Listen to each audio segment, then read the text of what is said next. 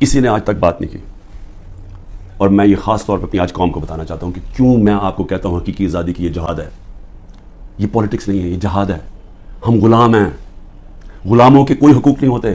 جس طرح میرے کوئی حقوق نہیں تھے, میں یعنی سب سے بڑی ملک کی پارٹی کا ہیڈ, جس کو جس طرح اٹھایا انہوں نے, جو کیا, جس طرح ہم کوئی کمی ہے اس ملک کے.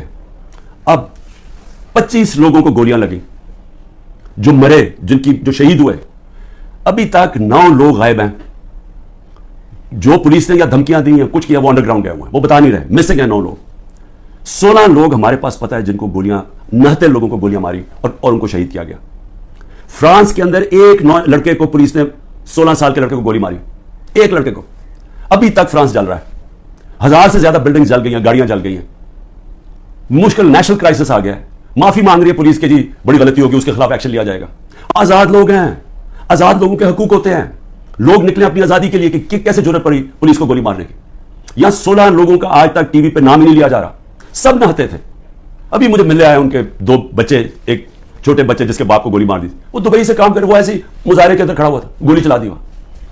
میں سمجھتا تھا 2 لوگوں کی ٹانگیں ضائع ہوئی ہیں, 3 لوگوں کی ٹانگیں ضائع ہوئی ہیں, ایک پیرالائز ہوا ہے جس کی کمر میں گولی لگی ہے. کوئی انکوائری ہوئی ہے کیا یہ انسان تھے نا, یہ پاکستانی ہے؟ کسی نے پوچھا کہ ان کے گھر میں کیا گزر رہی ہے؟ یا ہم لوگ تھے, ان کے بیوی بچے تھے, ماں باپ تھے.